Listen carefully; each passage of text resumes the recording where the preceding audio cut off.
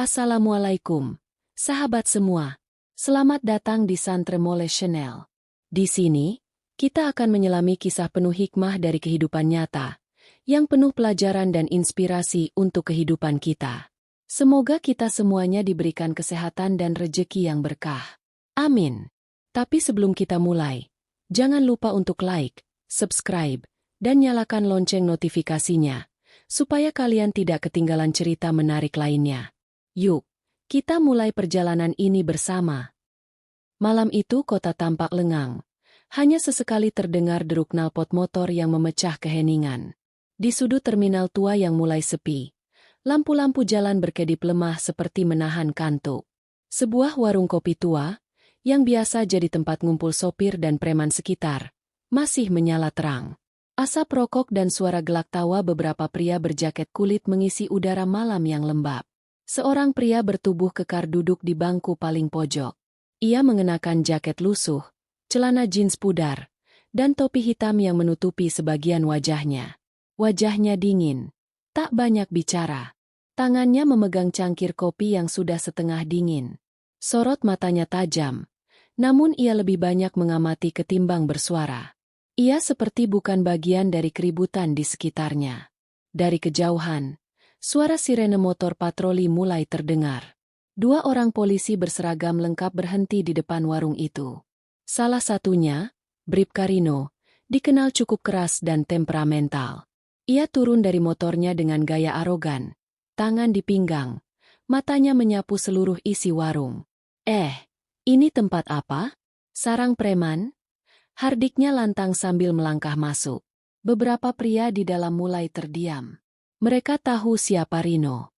Polisi itu terkenal suka cari masalah. Siapapun yang terlihat mencurigakan, langsung diinterogasi tanpa pandang bulu. Pada ngapain di sini? Hah? Malam-malam kumpul kayak begini. Mau ngerampok atau nyolong motor? Teriak Rino sambil menyentak meja hingga gelas di atasnya berguncang. Satu persatu, para pria yang ada mulai beranjak pergi, tak ingin berurusan. Tapi pria bertopi di pojok tetap diam. Ia menatap kopi di depannya tanpa menoleh sedikit pun. Rino melirik tajam ke arahnya. "Hei, lo yang di pojok, nggak denger gue ngomong? Berdiri." Pria itu menoleh pelan. Tatapannya tenang, namun menusuk. Ia tidak berkata apa-apa. Hanya menatap. "Gaya lo kayak preman.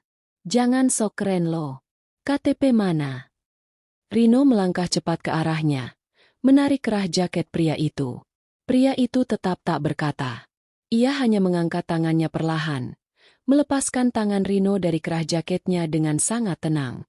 Tapi sikap itu membuat Rino naik pitam. "Berani-beraninya lo. Lo pikir lo siapa?" Tanpa berpikir panjang, Rino mendorong pria itu ke dinding dan menampar wajahnya keras. Suara tamparan menggema di antara derit lampu neon. Beberapa warga yang menonton dari kejauhan mulai mengangkat ponsel, merekam diam-diam. Namun pria itu masih tidak melawan. Ia mengusap pipinya pelan, lalu menatap Rino dengan sorot dingin yang kini mulai berubah tajam. "Kau yakin mau melanjutkan ini?" ucapnya pelan, dengan suara dalam dan tegas. Rino mengerutkan dahi. "Apa lo bilang? Lo ngancam gue?" Pria itu berdiri perlahan. Tingginya sedikit di atas Rino.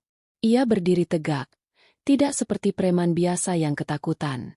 Wajahnya kini terlihat jelas, dingin, terlatih, seperti seseorang yang terbiasa menghadapi medan lebih berat daripada sekadar bentakan polisi jalanan. Suasana makin tegang. Angin malam berhembus pelan, menggoyang spanduk tua di depan warung. Di kejauhan, suara klakson terdengar samar. Namun di dalam suasana terasa begitu sunyi. Rino masih mencoba mendominasi. Tangannya mulai mengarah ke borgol di pinggang. Tapi pria itu tidak bergerak. Hanya berkata sekali lagi. Kali ini lebih tenang, namun jelas. "Aku tidak datang untuk cari masalah. Tapi kalau kau ingin tahu siapa yang kau hadapi, lanjutkan saja." Rino membeku sesaat. Keraguan mulai muncul di matanya. Tapi egonya terlalu tinggi untuk mundur. Ia mengambil borgol dan mencoba menangkap pria itu. Detik berikutnya, gerakan cepat, nyaris tak terlihat. Tangan pria itu menangkap pergelangan Rino, memutar dan menguncinya ke belakang dalam satu gerakan halus namun kuat. Rino berteriak kaget. Temannya mencoba menolong, tapi hanya butuh satu gerakan kaki untuk membuatnya jatuh tersungkur. Orang-orang di sekitar mulai panik, beberapa berlari, beberapa merekam lebih dekat. Pria itu melepaskan tangannya perlahan. Rino terduduk di lantai, tangannya gemetar. Wajahnya kini tak lagi garang. Tapi pria itu tak menunjukkan rasa puas. Ia hanya mengambil kembali cangkir kopinya yang jatuh, dan menatap Rino sekali lagi. Lain kali, periksa dulu siapa lawanmu. Ia berjalan pergi dari warung. Lampu-lampu jalan seperti meredup bersamaan dengan langkahnya yang menjauh. Namun cerita ini baru saja dimulai. Beberapa menit setelah kejadian itu, suasana terminal berubah mencekam. Polisi Rino masih terduduk di lantai warung. Wajahnya pucat. Tangan kirinya sedikit bergetar setelah dikunci oleh pria misterius tadi. Temannya, Aibda Dhani, kini berdiri dengan napas ngos-ngosan, bingung harus berbuat apa. Mereka berdua tidak menyangka bahwa pria yang dikira preman itu mampu bergerak secepat dan seterlatih itu. Sementara itu, pria bertopi hitam itu berjalan santai menuju jalan kecil di samping terminal. Namun dari arah berlawanan, muncul 3 pria lain yang berpakaian seperti tukang parkir dan pedagang asongan. Wajah mereka tenang, tapi tatapan mata mereka tajam. Mereka bertukar kode singkat dengan anggukan kepala. Pria bertopi hanya berkata pendek, "Sudah mulai." Dari warung kopi, Rino memaksa berdiri dan menarik hatenya. Dengan suara gemetar ia melapor, "Pos 2, saya butuh backup, target melawan. Sangat berbahaya." Namun sebelum panggilan diterima, tiba-tiba sebuah mobil hitam tanpa plat resmi berhenti tepat di depan warung. Dari dalam mobil, turun seorang pria tua berpakaian rapi dengan jaket loreng yang setengah tertutup. Di belakangnya, 2 pria muda dengan tubuh atletis mengikuti. Pria tua itu mendekati Rino. Wajahnya tenang, tapi tatapannya membuat siapapun diam. Ia tidak berkata sepatah kata pun. Hanya menatap Rino dari ujung kaki hingga kepala. Rino mencoba bersikap. "Pak, maaf, tapi kami sedang mengamankan."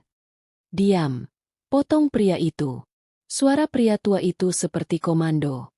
Tegas, tidak perlu keras. Tapi cukup untuk membuat Rino terdiam tanpa melawan. "Siapa yang kau amankan?" lanjut pria itu sambil menoleh ke arah lorong kecil tempat pria bertopi tadi berjalan. Rino bingung. "Preman. Pak, kami curiga dia sering berada di lokasi ini, tidak jelas identitasnya." Pria tua itu mendekat dan menunjukkan sebuah ID kecil berlogo bintang 3.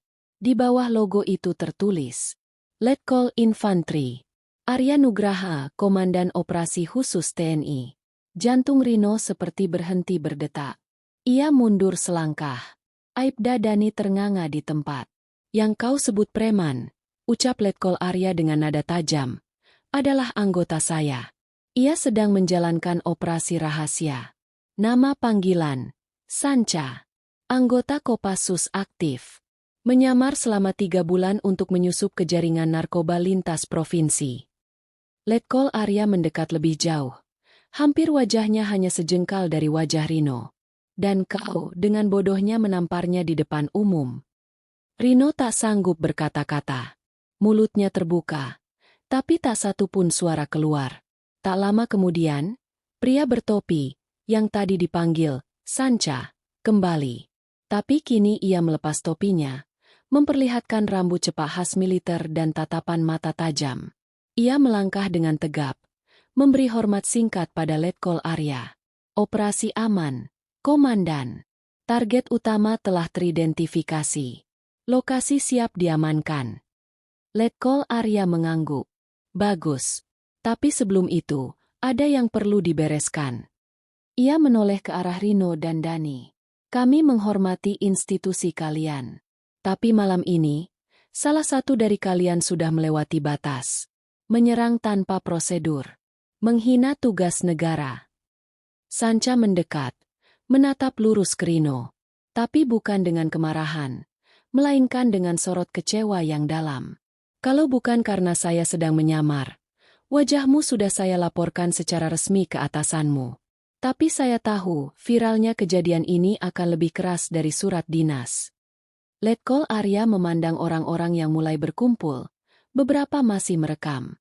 Ia mengangguk pada ajudannya. Sebar video ini. Tapi sensor wajah Sancha. Biar rakyat tahu siapa yang bersalah. Rino bergetar. Pak, tolong jangan. Letkol Arya menatap dingin. Kau menampar seorang anggota TNI aktif yang sedang menjalankan misi. Dalam keadaan damai. Itu penghinaan. Dalam keadaan perang, itu bisa dihitung sebagai pengkhianatan. Sancha memberi hormat sekali lagi, lalu berkata pada Rino sebelum pergi. Arogansi seragammu, nyaris menghancurkan operasi nasional. Letkol Arya dan timnya pergi. Mobil mereka melaju perlahan, meninggalkan terminal yang kini lebih sunyi dari sebelumnya. Di belakang, Rino terduduk lemas di lantai. Lampu warung mulai mati satu persatu. Video kejadian mulai tersebar. Dan badai baru saja datang. Pagi itu, media sosial meledak. Video berdurasi 2 menit 47 detik yang menampilkan seorang anggota polisi membentak, menampar, lalu dilumpuhkan oleh pria misterius langsung tersebar ke berbagai platform. Warganet langsung heboh. Polisi Tampartni. Preman ternyata Kopassus. Seragam bukan segalanya. Tagar-tagar itu menduduki trending nomor 1 selama berjam-jam. Netizen menyebarkan cuplikan video dengan caption penuh sindiran. Kalau bukan karena direkam, mungkin semua disalahkan ke si preman. Karma instan. Baru tahu ditampar siapa. Lain kali kalau mau sok jagoan, cek dulu musuhnya bang, bisa jadi elit Kopassus. Klip itu sudah tersebar ke berbagai media online. Banyak yang membuat versi analisis, slow motion, bahkan narasi dramatis. Dalam satu malam, wajah polisi Rino menjadi ikon viral baru, bukan karena prestasi, tapi karena arogansi. Sementara itu, di dalam sebuah ruangan rapat kepolisian daerah, suara pintu dibanting terdengar keras. Kapolres berdiri dengan wajah merah padam, menatap layar proyektor yang menampilkan video viral tersebut. Ini memalukan, bentaknya. Di hadapan para perwira lainnya, Bribka Rino duduk dengan kepala tertunduk. Seragamnya masih melekat, tapi wibawa yang biasanya mengiringi langkahnya, hilang entah kemana. Kamu tahu siapa yang kamu tampar? Teriak Kapolres. Kau menampar TNI aktif, sedang menjalankan operasi rahasia. Kalau bukan karena Letkol Arya menahan diri, bisa saja kamu hilang. Tak lama, surat mutasi dibacakan. Rino secara resmi dicopot dari posisinya sebagai petugas lapangan dan dipindahkan ke daerah terpencil tanpa akses langsung ke publik. Di luar kantor polisi, para jurnalis sudah menunggu. Namun Rino hanya lewat tanpa bicara, diiringi suara kamera dan pertanyaan bertubi-tubi. Pak Rino, benar Anda menampar anggota TNI? Apakah Anda sudah minta maaf ke pihak Kopassus? Benarkah Anda akan diberhentikan sementara? Sementara itu, di markas Kopassus, Letkol Arya berdiri di depan puluhan prajurit muda. Ia memperlihatkan cuplikan video kejadian itu sebagai bagian dari materi pelatihan mental dan penyamaran. Ini adalah risiko ketika kalian berada di lapangan.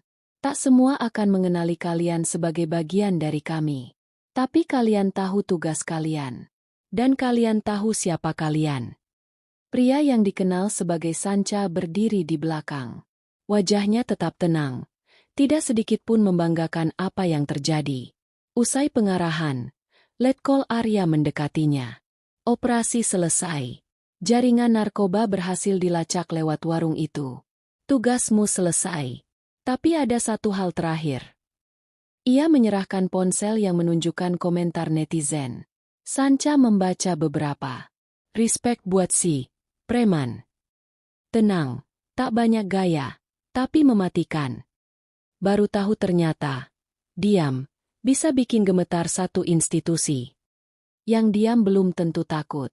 Bisa jadi dia hanya memilih waktu untuk bicara. Sancha tersenyum tipis. Biarkan publik yang bicara. Letkol Arya mengangguk. Kau sudah membungkam arogansi dengan ketenangan. Itu kemenangan sesungguhnya.